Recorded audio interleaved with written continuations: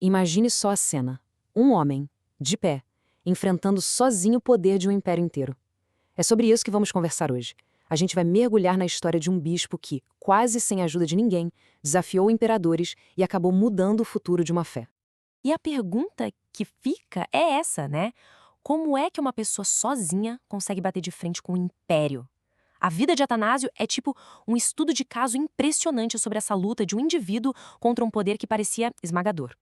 Para a gente entender essa briga, a gente precisa voltar no tempo, lá para o século IV.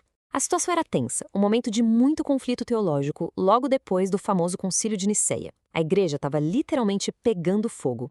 E o centro de toda essa confusão era uma pergunta que parecia simples, mas não era.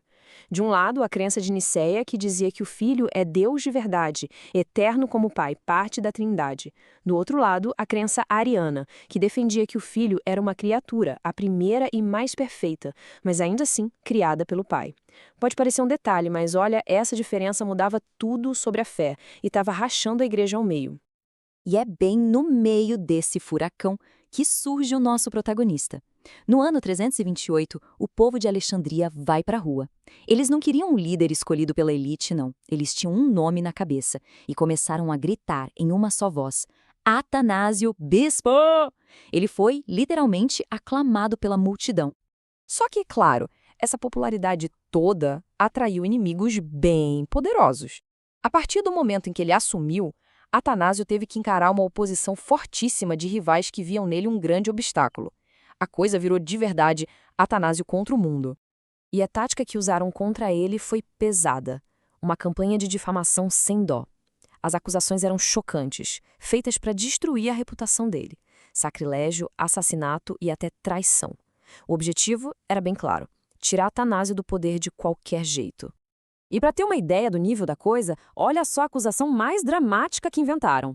Espalharam por aí que Atanásio mandou assassinar o bispo Assênio e ainda cortou a mão dele. Pensa bem, uma acusação de assassinato e mutilação contra um colega bispo era muito sério. Só que eles não contavam com a astúcia de Atanásio. Ele não era de levar desaforo para casa. Ele resolveu bancar o detetive, foi investigar por conta própria e, surpresa, ele encontrou o tal bispo Arsênio, vivinho, escondido num mosteiro. E o melhor de tudo, com as duas mãos perfeitamente intactas. A mentira foi desmascarada de um jeito espetacular. Mas eles não desistiram. Inventaram outra, que ele tinha quebrado um cálice sagrado durante uma briga. Só que, de novo, a verdade apareceu. O padre que supostamente estava envolvido confessou que, na verdade, ele estava doente, de cama, e não sabia de nada disso. Atanásio ia desmontando cada mentira, uma por uma. Aí os inimigos perceberam que as mentiras religiosas não estavam funcionando. Então eles mudaram de tática, foram para uma acusação política bem mais esperta.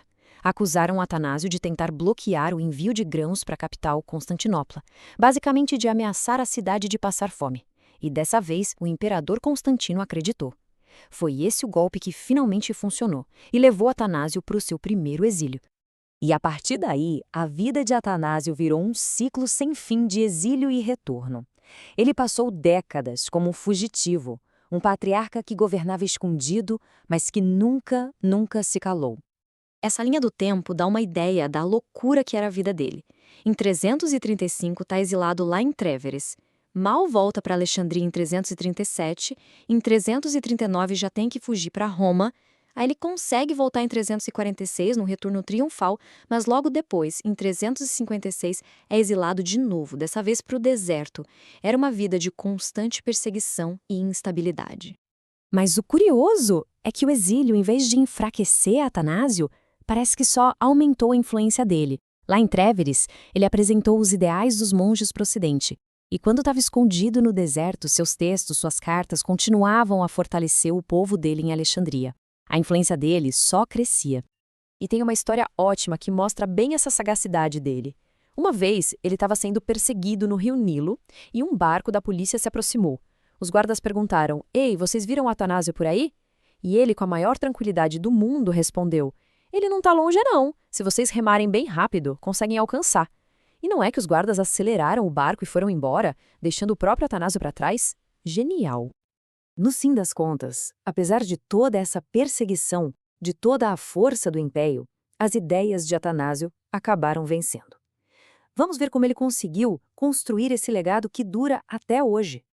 Para a gente ter uma dimensão do desafio, é só ouvir as palavras do próprio imperador Constâncio. Ele disse: "O que eu quero, essa é a regra da igreja." Ou seja, era o poder absoluto do Estado tentando mandar na fé das pessoas. O tamanho do gigante que Atanásio enfrentava era esse. E mesmo assim, com o imperador dizendo isso, olha esse número. Em meados do século IV, mesmo com toda a pressão do império, cerca de 400 bispos declararam publicamente que estavam em comunhão com Atanásio, que estava exilado. É um número impressionante que mostra o apoio gigantesco que ele tinha, mesmo sendo um fugitivo. E aqui está o grande paradoxo da história. Lá do esconderijo dele no deserto, esse patriarca invisível era, na prática, muito mais poderoso e influente do que os bispos oficiais que o império colocava no lugar dele. A autoridade moral dele era maior que o poder político. Então, de onde vinha tanta força, né? Talvez a resposta esteja nas palavras do próprio Atanásio. Ele escreveu o seguinte: "Se alguém quer compreender o verbo, precisa purificar a alma e imitar o amor de Cristo, porque só assim vai conseguir entender alguma coisa." Para ele, o conhecimento de verdade não vinha só da cabeça, da razão, mas de uma vida de amor. E tudo isso leva a gente a uma reflexão final, né? O que essa história, que aconteceu há quase 1.700 anos, pode ensinar para a gente hoje? Sobre o poder que a convicção tem contra a autoridade, sobre ter integridade quando a pressão é esmagadora. É algo para se pensar.